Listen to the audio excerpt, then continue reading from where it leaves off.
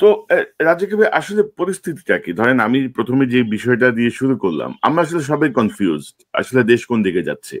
এবং ধরেন যে হাসিনা পরবর্তী ফ্যাসিজম থেকে মুক্ত হয়ে আমাদের যে স্বপ্ন ছিল বা যে কারণে জুলাই বিপ্লব হলো, আহ, সবকিছু মিলিয়ে আপনি প্রাথমিকভাবে আপনার পর্যবেক্ষণটা কি?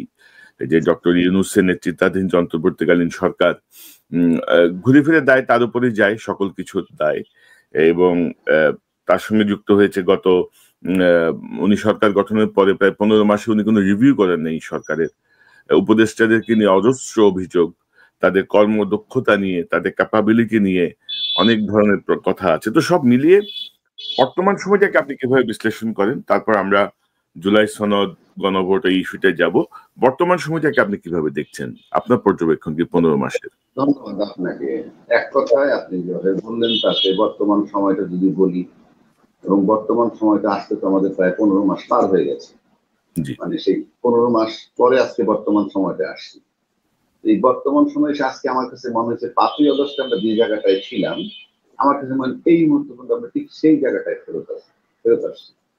এর কারণ এর মাঝখানে যে আমাদের চড়াই যে সময়টা গেল, এই সেই বলেন সংস্কার, ঐক্যমত্য কমিশন বা বিভিন্ন বিষয়, সবকিছু শেষে কিন্তু আজকে আমরা আবার ঠিক সেই জায়গাটা এসে দাঁড়াইছি। সবকিছু এখন অনিশ্চিত। বিশেষ করে আপনি সবচেয়ে বড় কথা, নিজ নিজ দলীয় যারা বিজয় লাভ করে তাদের ভিতরে আভ্যন্তরীণ আলাপ হয়, নির্বাচন হবে তো। মানে এই যে প্রশ্নটা, এখনো কিন্তু নির্বাচন পর্যন্ত যাওয়ার পথটা আপনি মসৃণ রাখেননি, আমরা কেউ মসৃণ রাখি নাই।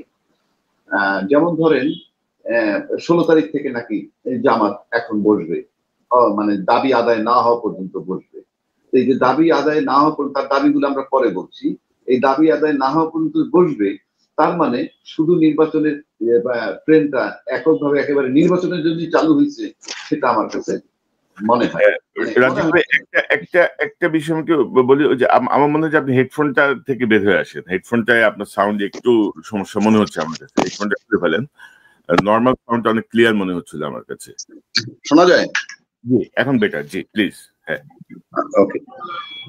তো যে প্রশ্নটা আপনি করলেন যে আমরা এখন কোথায় আছি, ইনফ্যাক্ট একদম লেটেস্ট ইউনূস সাহেব যে বক্তব্যটা রাখলেন আপনার, বিশেষ করে এই গণভোট এবং সংসদ নির্বাচন একই দিনে হবে, সরকারকে বসালো।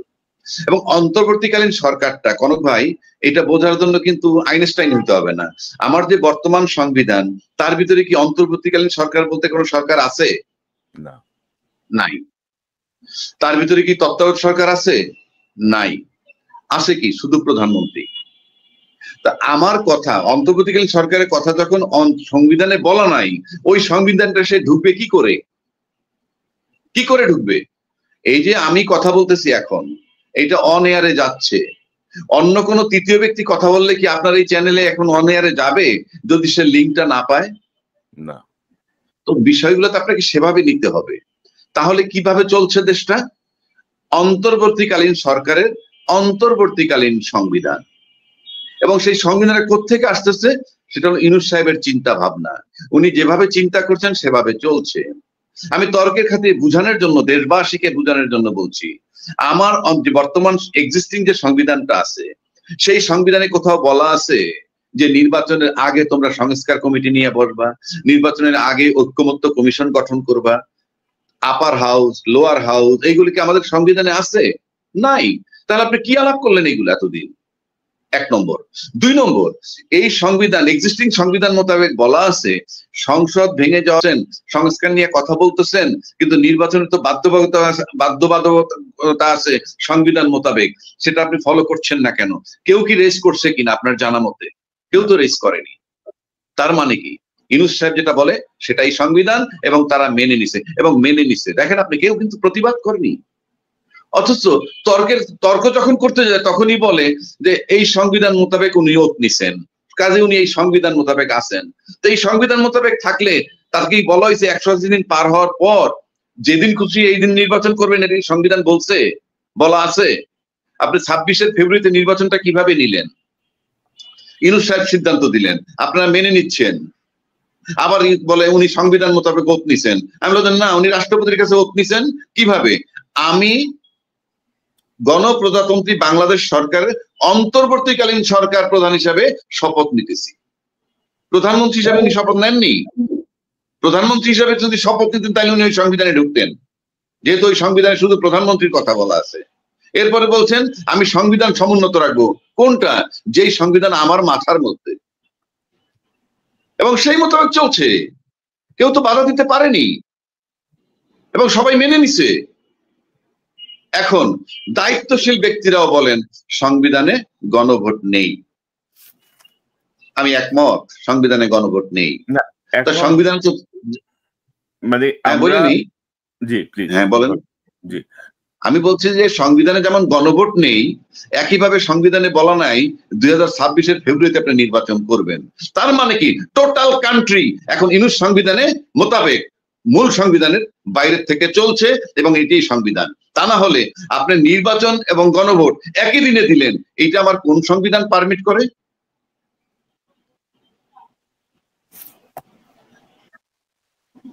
কাজে এই বিষয়টা পরিষ্কার যে ইউনুস সংবিধানে দেশ চলছে, হয়তোবা উনি যে সিদ্ধান্ত নেন সেরকমই চলছে। এখন বলেন নেক্সট কোশ্চেন কি আছে? না, এখন ধরেন অনেকে তো বলছেন যে আপনি যেহেতু সংবিধান নিয়ে বলছিলেন এই জন্য প্রশ্নটা আমার মাথায় আসলো, যে ধরেন আপনি তো 24 নির্বাচনকে বাতিল করেন নাই, মানে আপনি তো 24 নির্বাচনকে যেহেতু বাতিল করেন নাই, সেই হিসাবে তো নির্বাচন হওয়ার কথা 29-এ। মানে অনেকে এই জাতীয় প্রশ্ন কিন্তু রেজ করছে ইদানিং যে আপনি কিসের কথা বলছেন। তো এখন এই যে আপনি মানে টোটাল প্রক্রিয়াটা কি হলো, যে জুলাই সনদ আপনি যেগুলো বলছেন যেগুলো সংবিধানের সঙ্গে সাংঘর্ষিক, এখন ইউনুস সংবিধান, মানে আমরা আসলে আছি কোথায়? মানে আমাদের মানে আমরা তো আসলে এইভাবে তো আর শেষ হতে দিতে পারি না। আমাদেরকে তো একটা সমাধানে আসতে হবে, গ্রহণযোগ্য সমাধানে। জুলাই বিপ্লবের চেতনার আলোকে আমাদেরকে একটা সিদ্ধান্ত নিতে হবে। তো এখন মানে কি কোন জায়গায় আমরা আছি? এখন আপনি যেটা বলছেন এইটা কিন্তু এই সমাধান আমি দিয়েছিলাম যে এটাকে সমাধান করা যায়। কেউ কেউ বলেন খুব সহজ সরল সমীকরণ করে দেন, কি নির্বাচন হয়ে যাওয়ার পর সমস্ত কর্মকাণ্ড আমরা রেটিফাই করে দিব। আর এবার আপনি ওই পর্যন্ত যাবেন কিভাবে? আপনি তো পার্লামেন্ট পর্যন্ত যেতে হবে একটা বিধান নিয়ে, তারপরে না আপনি রেটিফাই করবেন। তাহলে তো বাংলাদেশ সংবিধান লাগবে না, অলওয়েজ নির্বাচন করে তারপর সংসদে ঢুকে বলবেন এই যে নির্বাচন হয়েছে এইভাবে, এটা বৈধতা দিলাম। আপনি পার্লামেন্ট পর্যন্ত যাওয়ার তো একটা প্রক্রিয়া লাগবে। আপনি একটা গাড়ি বন্ধ হয়ে আছে, সেই গাড়িটা যদি চালাইতে চান গাড়িটার ভিতরে ঢুকতে হবে, তারপরে গাড়ি স্টার্ট দিবেন, তারপরে চলবেন। আপনি তো সংবিধানে ঢুকতে পারতেছেন না। যেই মুহূর্তে সংবিধানে বলা ছিল না শেখ হাসিনা প্রধানমন্ত্রী পালিয়ে গেলে কি হবে, আমার সংবিধানে কোথাও বলা আছে যে পালিয়ে গেলে কি হবে? পালিয়ে গেলে কি হবে বলা নাই। এখন আসেন, দ্য মোমেন্ট উনি পালিয়ে গেছেন ঠিক ওই মুহূর্ত থেকে নির্বাচন সংক্রান্ত বিষয়টা ফুল স্টপ, একদম থেমে গেছে। ওখানে আর কিছু করার নাই। আপনি সে কারণে কিছু করার নাই বিধায় অন্তর্বর্তীকালীন সরকার হিসাবে চলছেন। যদি ইউনূস সাহেবকে বলা হয়তো যে ঠিক আছে ওনাকে আমরা বিকল্প প্রধানমন্ত্রী হিসেবে নিয়োগ দিলাম, তাহলে 29 সাল পর্যন্ত উনি থাকতেন, পরিষ্কার। আর যারা বলেন আপনি সংবিধান সংসদে গেলে ঠিক করে ফেলবেন, আচ্ছা ধরেন আপনি যখন নির্বাচনটা তফসিল ঘোষণা করবেন, এই নির্বাচন কমিশন তফসিল ঘোষণা করার সময় বলা হয় যে গণপ্রজাতন্ত্রী বাংলাদেশ সরকারের বা বাংলাদেশ সংবিধানের এত নম্বর অনুচ্ছেদ মোতাবেক আমি তফসিল ঘোষণা করছি, বলে না? জি। হ্যাঁ, তাহলে এখন যদি উনি তফসিল ঘোষণা করেন, কোন তফসিল মতো কোন ইয়ে মোতাবেক করবেন? সংবিধানের অনুচ্ছেদ মোতাবেক যদি করতে যান কিভাবে ঘোষণা করবেন? মেয়াদ তো শেষ হয়ে গেছে বহু আগে। আপনি ফেব্রুয়ারি 2026-এ নির্বাচন ওই সংবিধান মোতাবেক কিভাবে দিবেন? এটা সমাধান আমি দিছিলাম আজকে থেকে 3-4 মাস যায়, এখনো করা যায়। খালি বলে যে আমরা সংসদে গিয়ে ঠিক করব। আমরা সংসদে যাচ্ছেন কিভাবে? যাওয়ার প্রক্রিয়াটাই তো অবৈধ। যাওয়ার প্রক্রিয়া অবৈধ, আপনি যেতেই পারতেছেন না। আপনি গায়ের জোরে যাচ্ছেন, একটা গোজামিল দিয়ে যাচ্ছেন। ভাই গোজামিল দিয়ে আপনি দেশে যান, একটা সংসদ যান, আপনি কি করবেন? যেমন এখন যেমন বলা হচ্ছে ইউনূস সাহেব কি সাংবিধানিক সরকার না, উনি অবৈধ, কেউ কেউ বলছেন। মানে উনি যেহেতু অবৈধ, ওনার ধাক্কা দিয়ে সারা রাজ্যে কি বসে গেলে সেটা বৈধ হবে? সেটাও তো বৈধ হবে না। ওনাকে দিয়ে তো তাহলে কাজটা বৈধ করে নিতে হবে। এখন আসেন, উনি এই যে গণভোট এবং সংসদ নির্বাচন একই দিলেন, এটার অর্থ কি হয়েছে? এটার ভ্যালু কি? এটা কি আছে? হ্যাঁ ধরেন বলেন, এই যে আমাদের ঐকমত্য কমিশন হলো, ঐকমত্য কমিশন বলছে যে তারা দেশের সকল সংবিধান বিশেষজ্ঞ আইনজ্ঞদের সাথে 14-15টা সেশন মিটিং করেছেন, আইনগত দিক, সাংবিধানিক দিক এগুলো জানার জন্য, বোঝার জন্য। তো ঐকমত্য কমিশনের কার্যক্রমকে আপনি আসলে কিভাবে দেখেন? তারপর আমরা গণভোট প্রসঙ্গে যাচ্ছি, গণভোটের জাতীয় নির্বাচন। না, এই যে ঐকমত্য, এখানেই আমার ব্যথার জায়গাটা আমার এইখানে। ঐকমত্য কমিশনে যারা বসছেন, ইউনূস সরকার এটার প্রধান, উনি না বসলেও উনি প্রধান।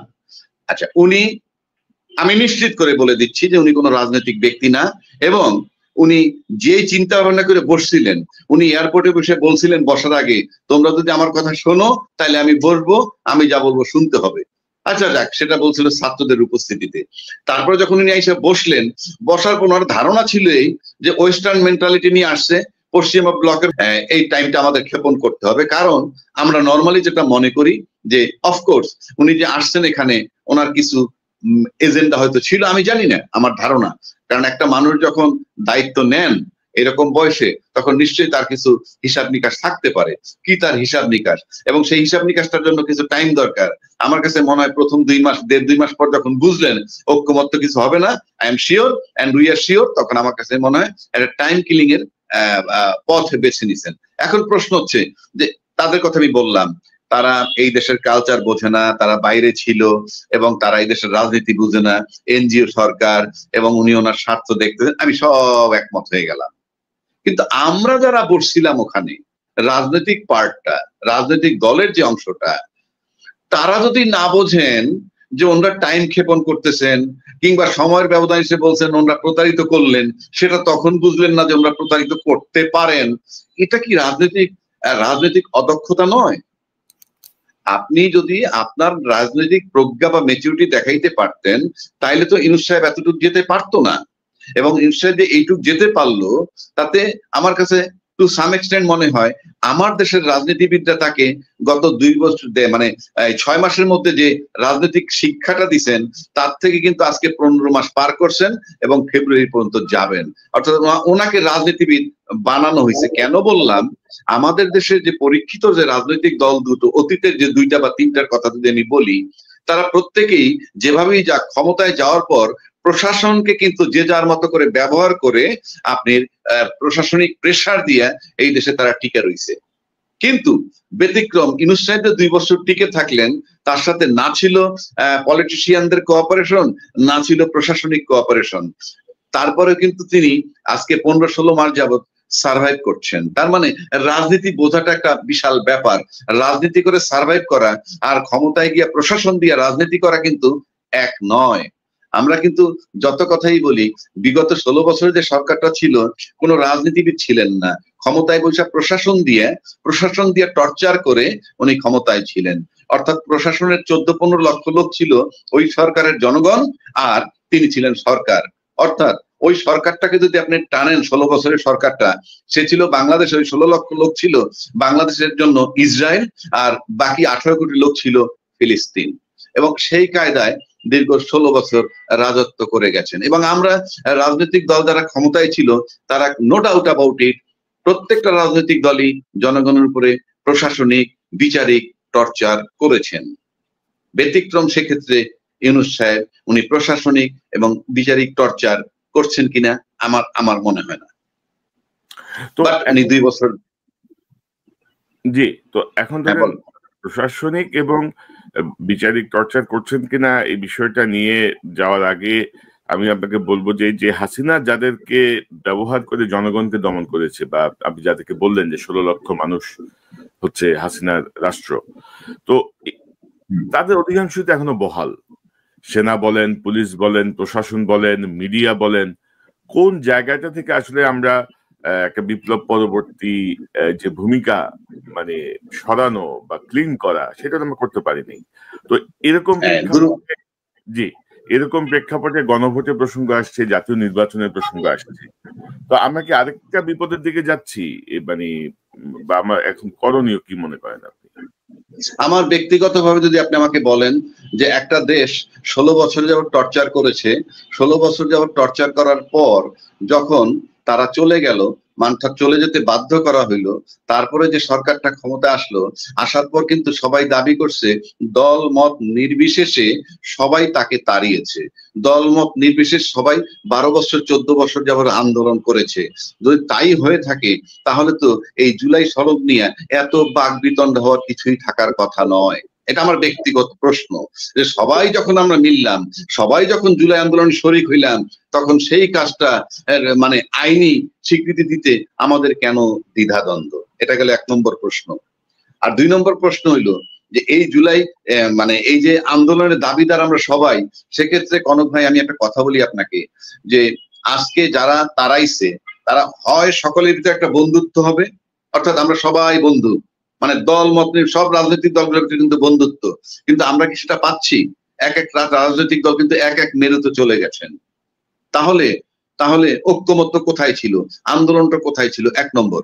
2 নম্বর হলো আমরা সাধারণত দেখি আইনি দৃষ্টিকোণ থেকে দেখলে, আপনি কল্পনা করেন এই মুহূর্তে কল্পনা করেন কালকে সকালে ঘুম থেকে উঠে দেখলেন শেখ হাসিনা প্রধানমন্ত্রী, তাহলে আপনি বলেন তো শেখ হাসিনাকে অপসারণ করছে যে সমস্ত রাজনৈতিক দল বা ছাত্ররা যারা ইনভলভ, তার ভিতরে শেখ হাসিনা কাদেরকে দায়ী করবে বলে আপনার কাছে মনে হয়? ছাত্রদেরকে দায়ী করবে। এই যে আপনি প্রশ্নটা করলেন যে ছাত্রদেরকে দায়ী করবে, তার মানে এই যে ভিকটিম হাসিনা যেহেতু এখনো সার্ভাইভ করতেছে, একমাত্র ভিকটিমই বলতে পারে তাকে তারাইছে কে।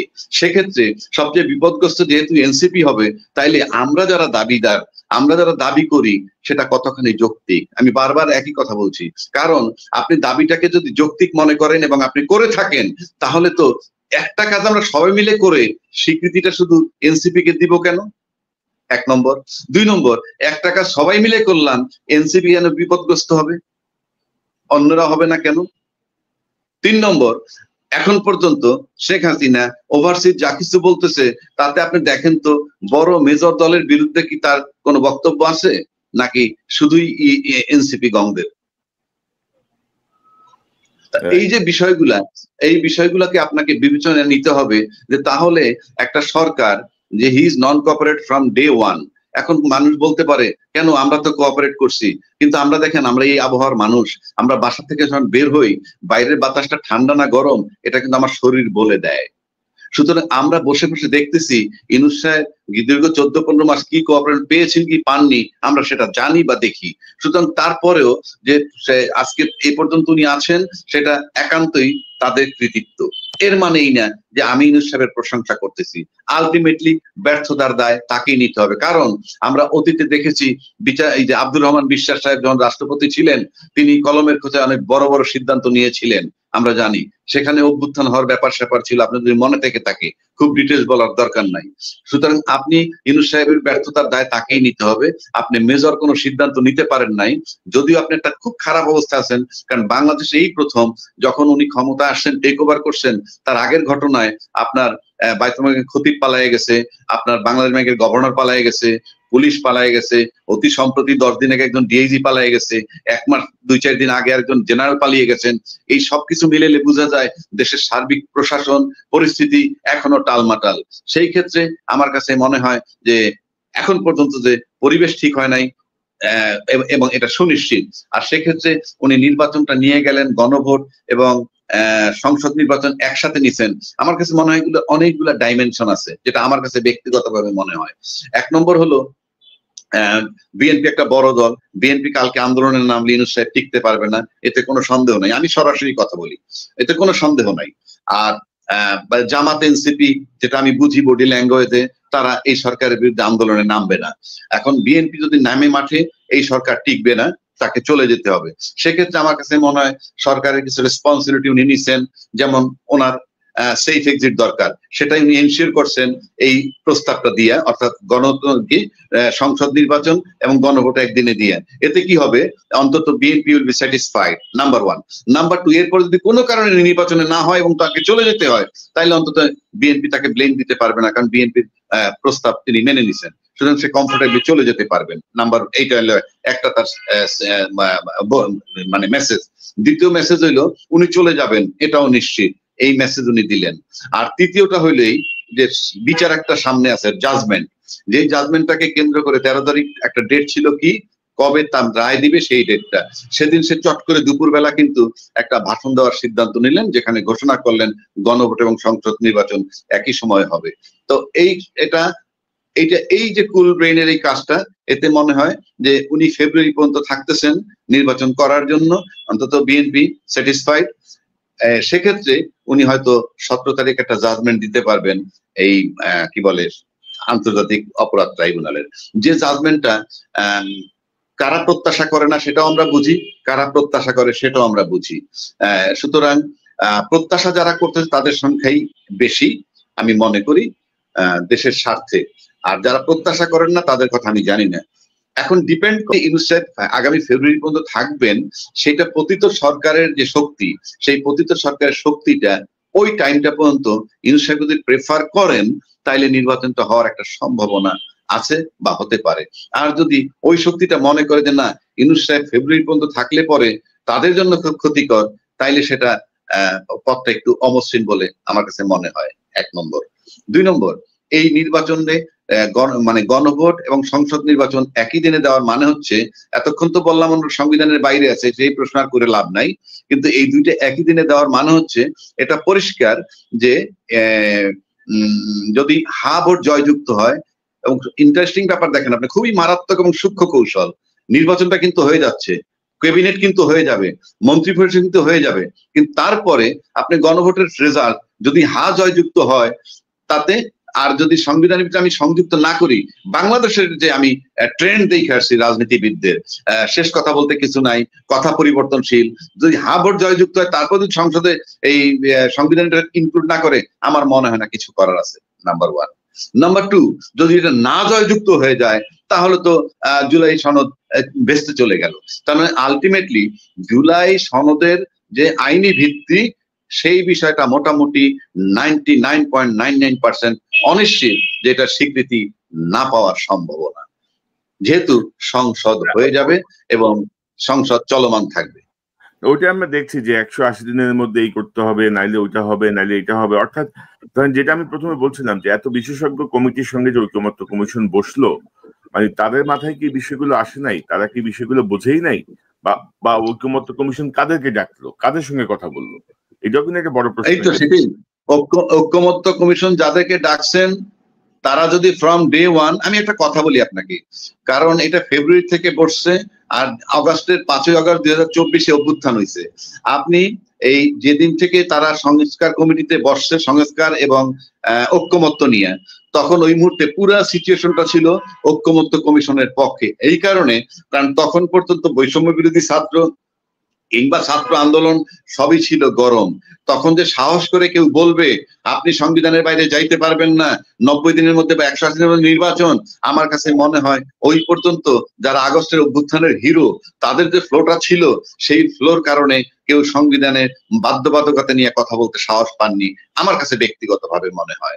তা না হইলে যদি বলে না আমরা কোনো ভয় পাই নাই, তাহলে আপনারা ঐকমত্য কমিশনের কথা শুনেন, বারবার তাদের তাগাদাগি দিতে ডাকছে গেছেন, কিন্তু সংবিধান যে ভায়োলেট হয়েছে, সংবিধানের 90 দিন বা 180 দিনের মধ্যে নির্বাচন হয়, প্রশ্নটা রেজ করলেন না কেন? যদি বলেন ঐকমত্য কমিশন কেন করে নাই, দরকার নেই তো, তার করবে না। যদি বলেন লোভী তারা ক্ষমতায় থাকবে, সে প্রশ্ন রেজ করবে কেন? সে তো তার সংবিধানেই চলছে, সে তো তাদের নিজস্ব সংবিধানে চলছে। কিন্তু আমরা যারা এই দেশের, আজকে বড় বড় আইনজ্ঞরাও বলেন গণভোট সংবিধানে নাই, ভালো কথা, এতদিন বলেন নাই কেন? কেন তারা শাউটিং করলেন না যে কি ঐকমত্য কমিশন নাই, সংস্কারের বিধান নাই, গণভোট নাই, ফেব্রুয়ারিতে নির্বাচন হতে পারবে না ওই সংবিধান মোতাবেক? কেউ শাউটিং করলেন না, কারণ ওই বিপ্লবী পোলাপানকে ভয় পাইতো তখন। আর এখন যখন সময় কেটে গেছে, এখন বলতেছেন এইটা। জিনিসটা আমি কি বুঝাইতে পারছি? জি। না, এখন ধরেন এই যে 22শে নভেম্বর সম্ভবত তত্ত্বাবধায়ক সরকারের বিষয়ে যে তত্ত্বাবধায়ক সরকার বাতিল, সেই বাতিলে তো বাতিল হয়নি, অর্থাৎ পঞ্চদশ সংশোধনী আনতে হয়েছে। আইনে সেখানে বলছে যে তত্ত্বাবধায়ক সরকার বাতিল, তাই তো? এখন যদি আপনার তত্ত্বাবধায়ক সরকার কালকে ফেরত আসে, তাহলে কিন্তু তত্ত্বাবধায়ক সরকার ফেরত আসলে অটোমেটিক যেটা হয়ে যাবে তা কিন্তু নয়, আবার অষ্টাদশ সংশোধনী আনতে হবে।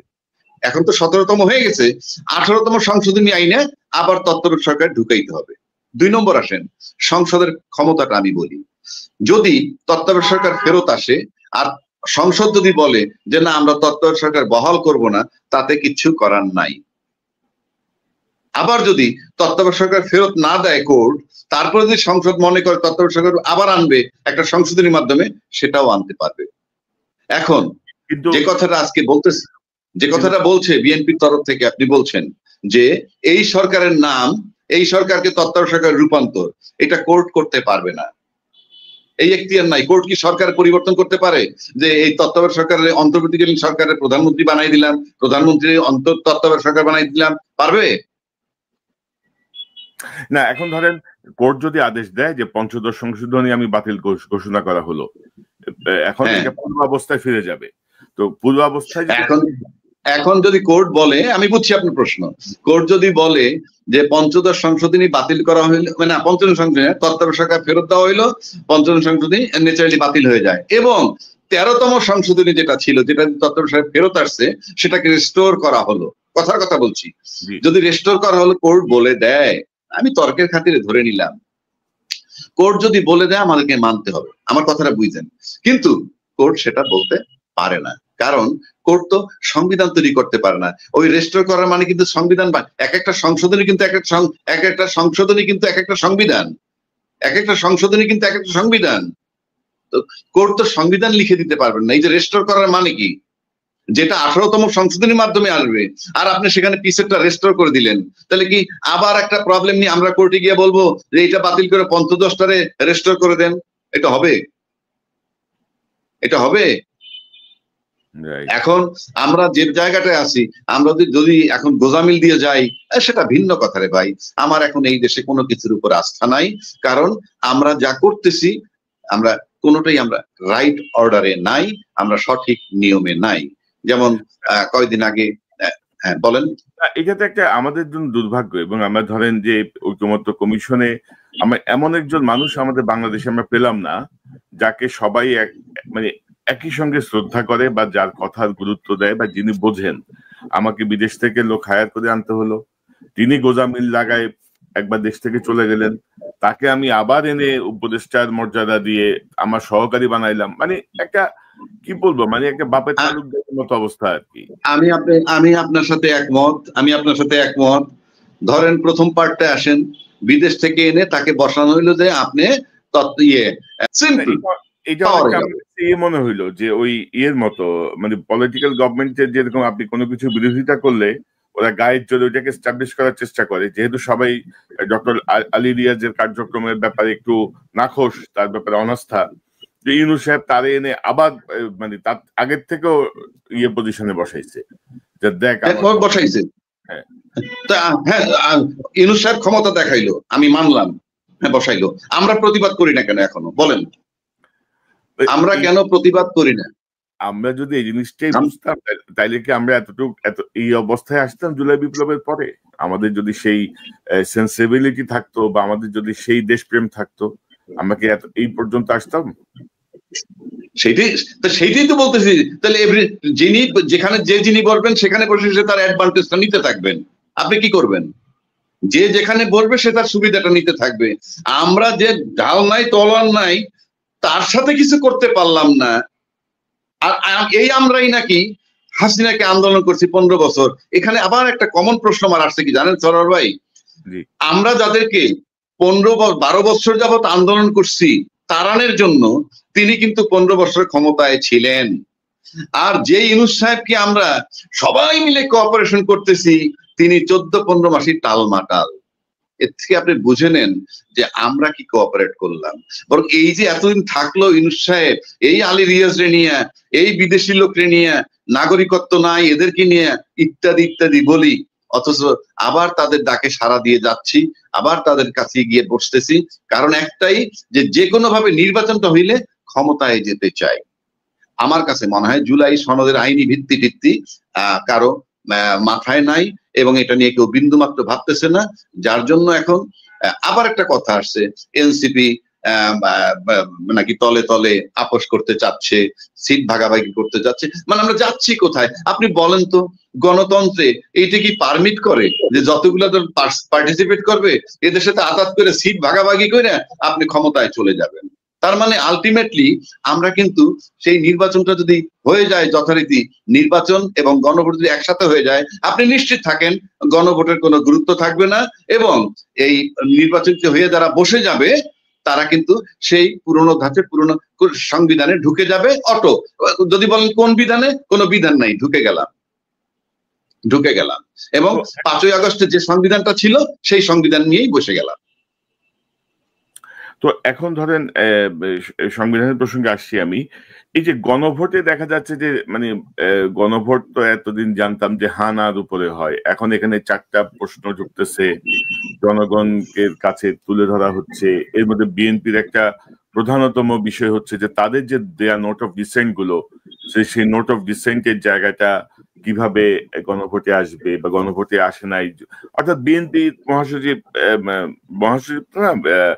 সালাউদ্দিন সাহেবও বললেন যে সরকার তাদের সঙ্গে এক ধরনের 2 নম্বরই করছে, এরকম একটা বিষয়। তো গণভোটটার এবং নোট অফ ডিসেন্ট আমরা কিভাবে এটা আসলে সমাধান হতে পারে মনে করেন আপনি?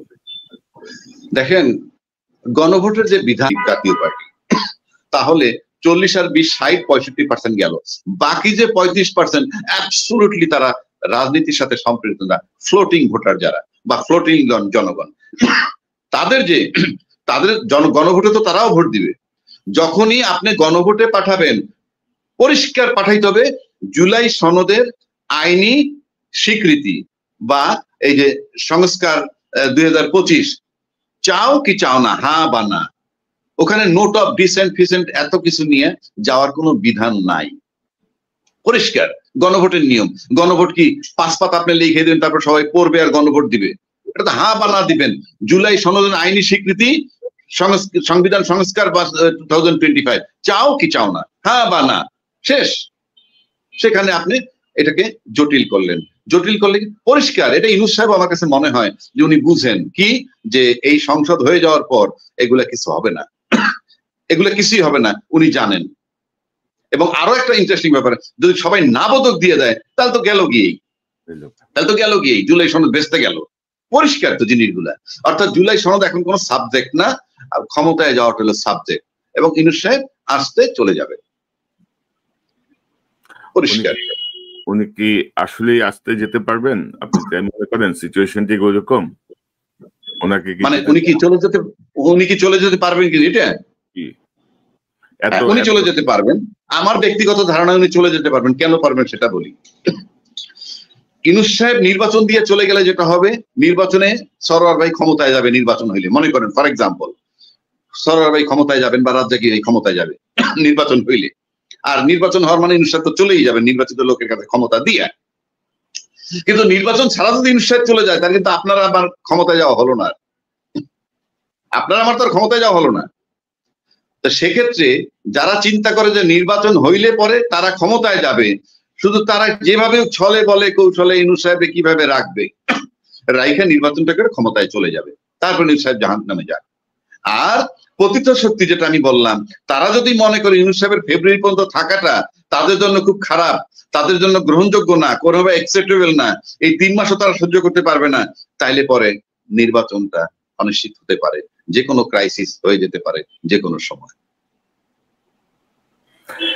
এবং ওই শক্তি, যে শক্তি ইউনূস সাহেবকে সরাইতে চায়, সেই শক্তি যদি কোন রকম একটা সিচুয়েশন ইউনূস সাহেবকে সরাইতে পারে, তারপরে দেশে নির্বাচন হইলো কি হইলো না, কবে হবে কি হবে না, আই এম শিওর তারা মাথা ঘামাবে না। তাহলে এখন এবং করণীয় কি? করণীয় কি ভাই? এখন আমি একটা সাধারণ লোক, আমি কি বলবো? করণীয় কি তো আমার কাছে কেউ চায় না। আপনার পর্যবেক্ষণ একটু শুনি আমরা। ধরেন আপনার কথা আপনি বলছিলেন যে ইউনূস সংবিধান দেশ চলছে, এখন জুলাই সনদ, গণভোট আগে না জাতীয় নির্বাচন পরে, নাকি দুইটা একসাথে? এই যে ধরেন আমরা যে একটা কি বলবো, এটা ঘূর্ণাবর্তের মধ্যে পড়ছি আমরা। আমরা আসলে বের হয়ে আসবো কিভাবে ইউনুস সংবিধান থেকে? মানে আসলে এখন করণীয় কি? ধরেন আপনি মনে করলেন যে করণীয়টা ছিল আমাদের একটাই, হ্যাঁ বলেন।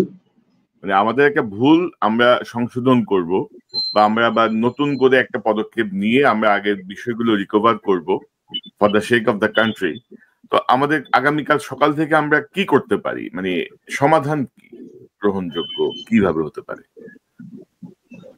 আমি যদি দায়িত্বে থাকতাম, আমি প্রথম একটা গণভোট করতাম যে আন্তর্জাতিক অপরাধ ট্রাইব্যুনালে যে বিচারগুলো হচ্ছে সেই বিচারগুলা সকলে দেশবাসী আগে চান কি চান না, হা বা না ভোট দেন। আমি প্রথম যাইতাম সেখানে, এবং আমি নিশ্চিত করে বলতে পারি সেখানে হা জয়যুক্ত হতো বিপুল ভোটে। এবং তারপরে গণভোট আরেকটা ওই একই ভিতরে যে প্রথম নির্বাচন বিচার, তারপরে নির্বাচন, হ্যাঁ বা না ভোট দেন, আমি সেখানে যেতাম। আমার কাছে মনে হয়, আমি জানি না এই সরকার পারবেন কি পারবেন না, এখনো যে যাওয়ার সুযোগ আমি জানি না এখন আছে কিনা, সেই অবস্থাটা আমি জানি না, কিন্তু আমি হইলে এটা করতাম। বিচার সংস্কার এবং বিচার আগে, এবং তারপরে নির্বাচন, হ্যাঁ বা না ভোট দেন। আপনি বলেন তো ভোট দিতে কোথায়? অবশ্যই হাতে আসতো ভোট, অবশ্যই হাতে। সেটা তো আপনি করতে পারতেন। এখন আমার কাছে মনে হয় যে সাহস যদি থাকে এখনো করা যায় না যে তা না। আর এখনো অনেক হাতের, আমরা কি বলি, হাতের পাঁচ আছে না, শেষ সম্বল যেটাকে বলে, এরকম আছে না, হাতের পাঁচ অনেক কিছু থাকে, সেটাও আছে, নাই যে তা না, কিন্তু সব কথা তো আর বলা যাচ্ছে না। শুধু এইটুক বললাম যে আপনি দেখেন এইটা আমার এইটুক মনোভূত হয়েছে কিনা আপনার? না, অবশ্যই মনোভূত হয়েছে, কারণ ধরেন যে সকল কিছুর উপরে হচ্ছে বাংলাদেশের গণভোট, মানে জনগণের মতামত, জনগণের আমরা যে বলছি বারবার, ধরেন ইউনূস সাহেবের কথায় আপনি দেখবেন হচ্ছে উনি যখন কথা বলেন, উনি মোটিভেশনাল স্পিকারের মতো উনি কথা বলেন সবসময়, এবং ওনার এই জাতির উদ্দেশ্যে ভাষণও দেখবেন অভূতপূর্ব, অসাধারণ, মানে নানা রকমের শব্দের ব্যবহার, এবং ফলাফল কিন্তু আমরা ওইরকম কিছু পাচ্ছি না। কিন্তু আমরা গত 15 মাসে ওনার উপর যে নির্ভরশীলতা ছিল আমাদের, সেই নির্ভরশীলতার উনি কি বলবো যথাযথ ব্যবহার করতে পারছেন বলে আমি মনে করি না, এবং অধিকাংশই আমি যাদের সঙ্গে কথা বলি বা বুঝি তারাই সেটা মনে করেন। তো এখন আসলে মানে এই যে জটিলতা ওনার এই উপদেষ্টা পরিষদ দিয়ে জটিলতার সমাধান সম্ভব কিনা আমাদের, আমি ঠিক জানি না ওনার এই উপদেষ্টা পরিষদ দিয়ে সম্ভব কিনা, 1 নম্বর। 2 নম্বর, যে কথাটা আমি বললাম যে সংস্কার, বিচার এবং তারপরে নির্বাচন, হ্যাঁ বা না, এটা এখন উনি করতে পারবেন বলে আমার কাছে মনে হয় না। বিকজ এটা ঘোষণা করার সাথে সাথে ফলোইং ডেতে মাটি নেমে যাবে এবং ওনাকে চলে যেতে হবে, কোনো সন্দেহ নাই। এবং সবচেয়ে বড় দল বিএনপি যদি মাঠে নামে, ইউনূস সাহেব টিকতে পারবেন না। এবং একমাত্র বড় দলই আছে ইউনূস সাহেবের মানে রাখা এবং না রাখা। এবং এখনো যদি আপনি যেটা কোনো ভাই যে আলাপটা আপনি আর আমি করলাম, আপনি যদি এই এতদিন যে আলাপটা হইতেছে, ঐক্যমত্য কমিশন বলেন, সংস্কার কমিশন বলেন, গণভোট বলেন, জুলাই সনদ বলেন, একটা দলও কিন্তু বলেনি যেটা রাষ্ট্র এবং দেশের জন্য অমঙ্গল। কেউ বলতে পারেনি। আমি এখনো চ্যালেঞ্জ করছি, আপনার দলের জন্য যদি ক্ষতিকর হয় কোনো সময়, এতে আমার কিছু আসে যায় না, দলের জন্য ক্ষতিকর কিছু আসে যায় না। একটা দলও কিন্তু বলে নাই দেশ এবং রাষ্ট্রের জন্য জুলাই আইনি সনদ ক্ষতিকর, বলে নাই। দেশ এবং দেশের জনগণের জন্য গণভোট ক্ষতিকর, কেউ কিন্তু বলতে পারে নাই। এটা যদি তারা ব্যাখ্যা দিতে পারতো আমরা মেনে নিতাম। আর আমি ব্যক্তিগতভাবে রাষ্ট্র এবং জনগণের জন্য যেটা ভালো সেটা আমি অবশ্যই সমর্থন করব। দলের জন্য যেটা ভালো কিন্তু সেটা যদি রাষ্ট্রের জন্য ক্ষতিকর হয়, অফকোর্স আমি অ্যাকসেপ্ট করব না। সেটা আমি যদি একটা সিঙ্গেল ব্যক্তিও থাকি আমি করব না। এখন বলতে পারেন এতে কিছু আসে যায় না, ইয়েস কারেক্ট, কিচ্ছু আসে যায় না। কারণ আমরা দেখছি তো 1400 লোকের প্রাণ গেল, তার ভিতরে বড় দলে নাকি 427 জন লোক মারা গেল, 16 বছর যাবত আয়না ঘরের ভিতরে নির্যাতিত হইল, বুকের তাজা গুলি, 57টা সেনা অফিসার মরে গেল, দেশের সার্বভৌমত্ব নাই, 10 লক্ষ রোহিঙ্গা ঢুকে গেল, শাপলা চত্বরে হামলা হইলো, পুরাটা দেশ নীরব। এমন ভাবে ইউনূসের বিরুদ্ধে আমরা লাগলাম, ইউনূস সাহেব এই সরকারের বিরুদ্ধে, যে পিছের 16 বছরের ইতিহাসই নাই। এর মানেই না আমি এই সরকারের সমর্থন করি। আপনি নিজে বুঝছেন এতক্ষণ আমি কি বললাম।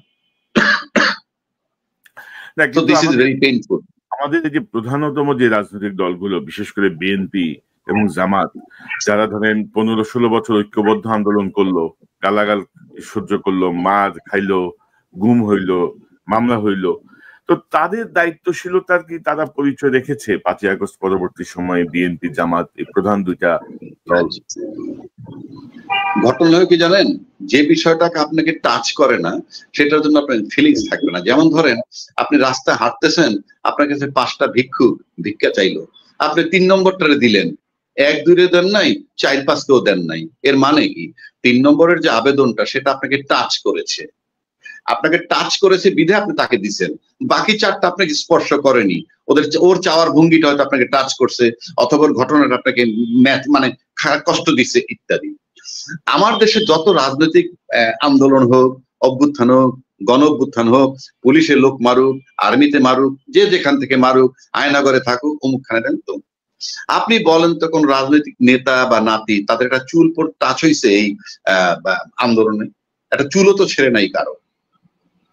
বাংলাদেশে আমাদের দেশে যত রাজনৈতিক নেতা, তাদের কোন আপনি 85% পাবেন যে তারা বহির্বিশ্বে থাকে। আর রাস্তায় যারা আন্দোলন করে তারা হ্যান্ড টু মাউথ, ভিক্ষুক, শ্রমিক, বাদাম বেচে, এরা বেচে, স্লোগান দিয়ে মাঠে নামে, 500 টাকার বিনিময়ে একটু 1 প্লেট বিরিয়ানির বিনিময়ে যায়, ডেড বডি গুলা কাউন্ট হয়। অর্থাৎ রাজনীতিবিদদের নেতা বলেন, নাতি বলেন, ছেলে বলেন, নাতি বলেন, সব তারা বিদেশে পাঠায়। আর এই দেশের যারা সাধারণ হ্যান্ড টু মাউথ, অভাব দারিদ্রতার মধ্যে আছে, তাদেরকে তারা মাঠে পাঠায়, এবং মাঠে যাদের ডেড বডি হয় তখন সেগুলোকে তারা ক্যাশ করে রাজনীতিবিদরা, এবং কোনো টাচ করার কোনো কারণ নাই। কারণ নিজের পিতা মারা গেলে বড়জোর দুপুরবেলা ভাত খায় না, দাফন দিয়ে রাতে খায়। সেখানে অন্য বাড়ির অন্য সন্তান মারা গেলে কেন আপনাকে টাচ করবে? আপনি বলেন তো, কি কারণে টাচ করবে? আপনি হেলিকপ্টার দিয়ে গুলি করে যখন মারেন, হেলিকপ্টার দিয়ে গুলি করে মারে, আমি এমন বক্তব্য পাইছি, একজনে গুলি করে তার ওয়াইফ নাকি তারে বলছে যে তুমি যখন গুলি মারতে তোমাকে হিরোর মতন মনে হয়েছিল। আরে ভাই, সভ্য জগতে কোথাও আছে নাকি যে নিজ দেশের আর্মি নিজ দেশের নাগরিকরে মারে, নিজ দেশের পুলিশ নিজ দেশের লোকেরে মারে? কোথায় আছে? আপনি এটাকে আইন বানায় নিছিলেন। আপনি এটা সবাই, র্যাব সৃষ্টি করছে কারা? র্যাব তো সবসময় লোক মারছে, যখন যে ক্ষমতায় ছিল তখন লোক মারছে। আপনি একটা রাষ্ট্র বানান কিভাবে? এরকম একটা বাহিনী ক্রস ফায়ার দিবেন, গুলি করে মেরে ফেলবেন। আজও যদি আওয়ামী লীগ ক্ষমতায় থাকতো, 29 সাল পর্যন্ত খালি জঙ্গি দমনই হইতো। এখন জঙ্গি কোথায়?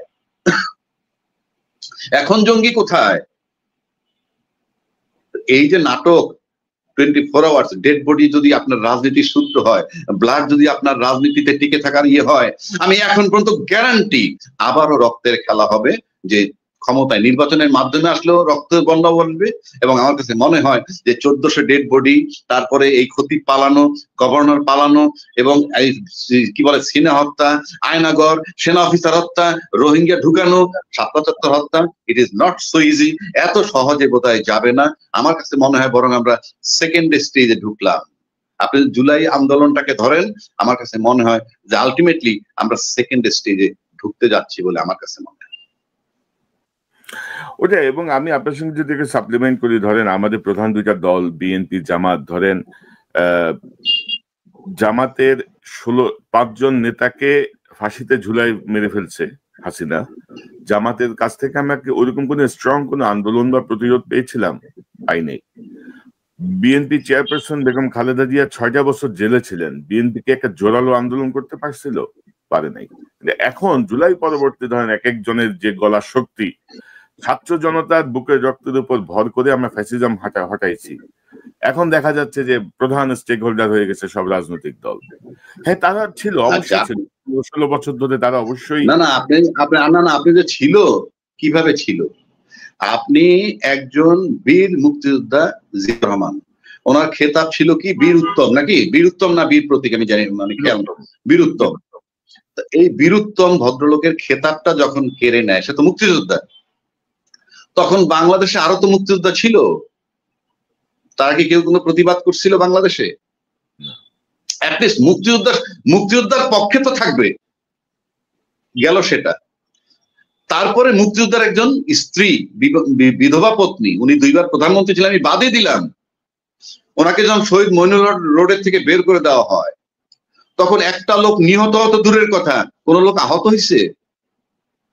তো আপনার মাথার তাজ এবং আপনার রাজনৈতিক অস্তিত্ব যাকে দিয়ে, তাদের জন্য যখন আপনারা কিছু করতে পারেননি, আমি কি করে আস্থায় নিব যে আপনারা কিছু করতে পারবেন?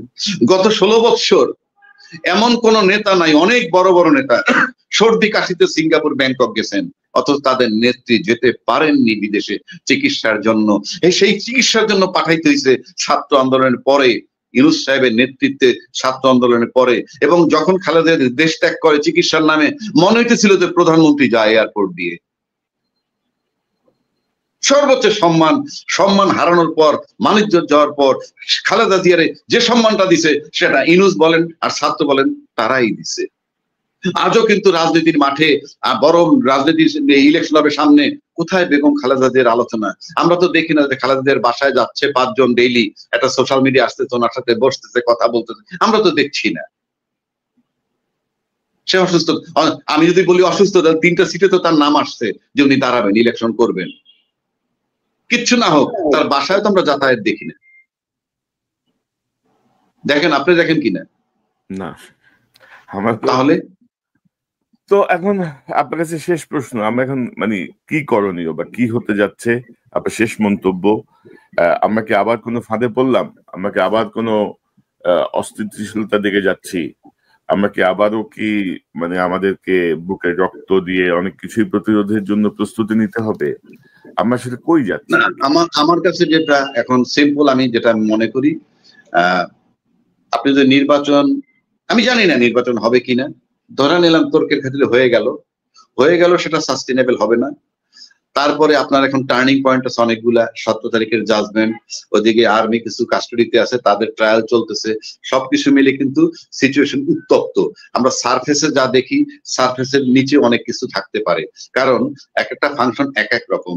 আমরা কাগজে কলমে নির্বাচন নিয়ে, গণভোট নিয়ে দৌড়াচ্ছি, ইনফ্যাক্ট অন্য জায়গায় কি হচ্ছে আমরা জানি না। তবে আমি ব্যক্তিগতভাবে আমার কাছে একই কথা মনে হয় যে আমাদের যে বিজয়টা হয়েছে, সেই বিজয়টা হইলো হাসিনার মতো একটা ফেসিজম বা ফেসিস্ট শক্তিকে পরাজিত করছে এই দেশের মানুষ, সেটা একটা প্রথম বিজয়।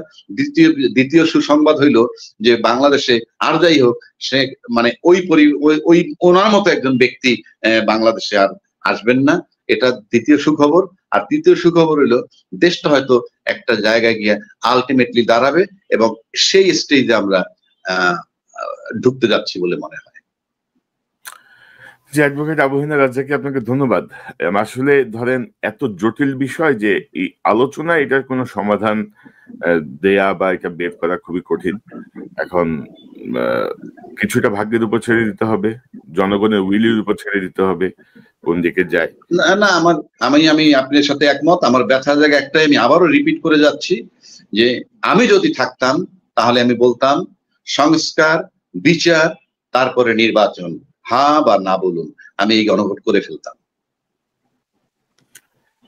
ওইটাই, আমরা তো ইউনূস সাহেবের উপর আস্থা রেখে এখন অনেকে মনে করেন যে আমরা একটা আসলে অনেক ভুল সিদ্ধান্ত নিয়েছি।